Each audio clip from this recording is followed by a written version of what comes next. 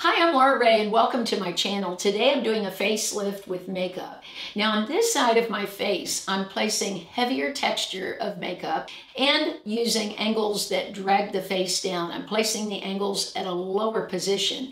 Now on this side of my face, I'm using lighter weight makeup, different shades of makeup, and placing it at a higher angle. For contour, I use this Maybelline Instant Age Rewind. This is in the shade Caramel. Contour can really drag the face down. Most days I don't wear it at all. But if I do, I like to do it now underneath my foundation.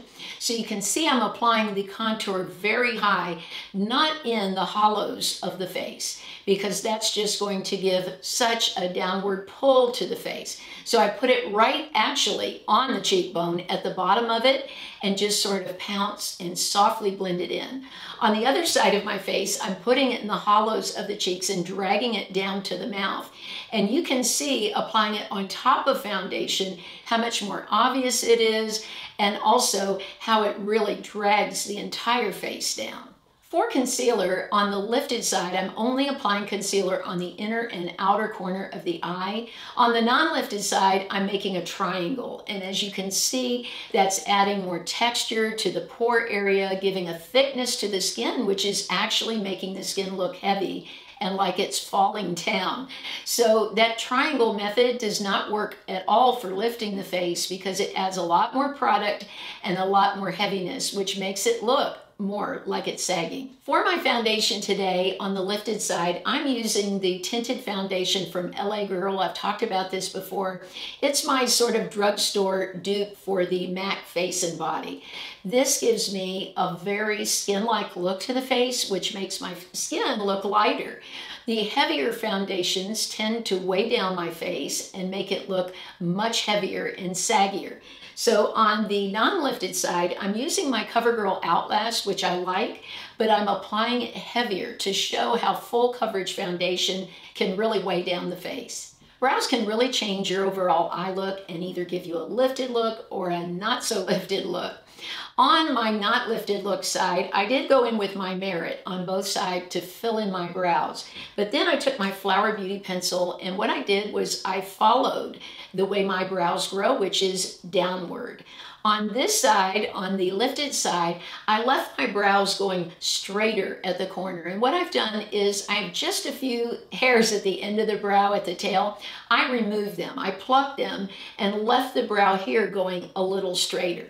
This is how I traditionally have done my brows for a lot of years. In the last year or so, I took the last few hairs off and brought the brow out, and it gives a much more lifted look. Now, another thing that I do is don't use brow pencils so much in here. I have enough product from the Merit. What I do is just add a little pencil in this to give a lifted look and add a little more to the top and bottom to thicken the brow. So on this side, what I did is applied a little more on the tail, which gave more of a downward look. Now let's talk about eyeshadow. What I have learned in the past couple of years is that a soft mid-tone looks great on the eyes, is very anti-aging and very lifting, where when you get so many shades on the eye or where you see a real change between light and dark shades, it can really pull the eye down and actually age the eyes more. So on this side, I'm using my new Tarte palette, which I really love.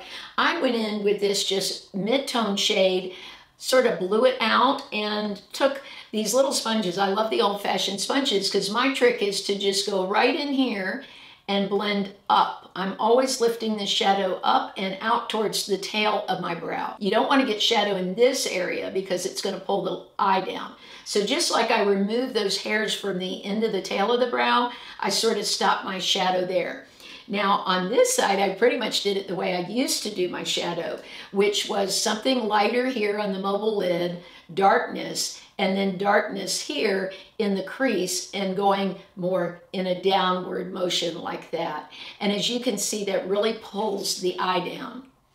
What I did on my lifted eye is I went in with my CoverGirl pencil that I love so much, and did go way down into the lashes, and then took this BK Beauty brush. This was sent to me, but I love this. It's a 308 brush. I went into the Tarte shadow and went right along the line and took that mid-tone and went underneath. I really do like shadow under my eyes. The days I don't wear something in the lower lash line, I feel like my eyes look tired and not quite as awake. Now on the non-lifted eye, I went much heavier with the pencil and with the powder underneath the eye. And you can see how having a more dramatic look on the lower lash line can really pull the eye down. Let's talk about mascara. Today I'm using from CoverGirl their Lash Blast. This is their primer and their clean mascara. Now my tip for not dragging the eye down when it comes to mascara is on this lifted side, I put more mascara right in the center to sort of lift the eye up instead of what I did on this side, which was put a lot on the edge. So not only did you have heavier liner on the edge, heavier eyeshadow, but also heavier mascara. And on this side, I did coat the lashes, but with a very light coat on the edge of mascara.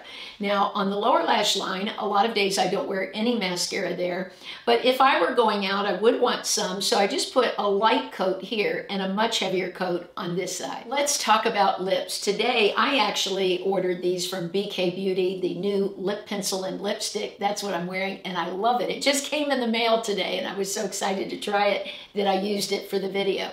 But on this side of my lips, what I did with the lip liner, and this lip liner is my favorite cut where it goes down at an angle. I find I get a much better line with that.